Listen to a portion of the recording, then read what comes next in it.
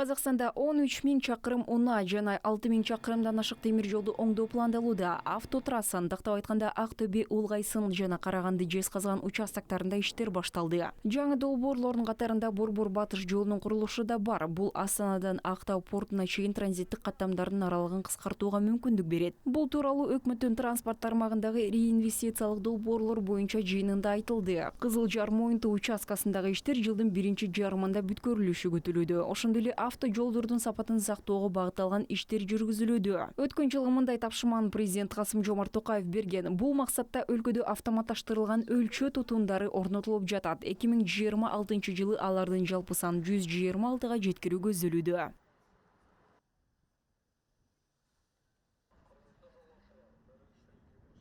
Взяли за практику, что в проекте сразу будем включать установку. Мындай датчиктерди орнотууга кириштик. Алар эмне үчүн кызмат кылышат? Алардын жардамы менен автоматташтырылган өлчөө тутумдары ашыкча жүктү аныктайт. Жол эрежесин бузбоо үчүн унаа каражаттарынын көлөмү тууралуу маалыматты тез арада жөнөтөт. Ашыкча жүк болгон учурда унаа ээсине айып пул салынат. Будут отправляться в систему ИРАП и, соответственно, штрафоваться будет собственник данного транспортного средства. Ошондой эле келерки айда Актау портун тереңдетүү иштерин жүргүзүү пландалууда. Долбоорду ишке ашыруу көптөгөн мүмкүнчүлүктөрдү ачат. Ошентип атаандаштыкка жөндөмдүүлүк жогорулайт. Сода флотун өнүктүрүүнүн алкагында 8 жаңы кеме сатып алуу көздөлүп жатат.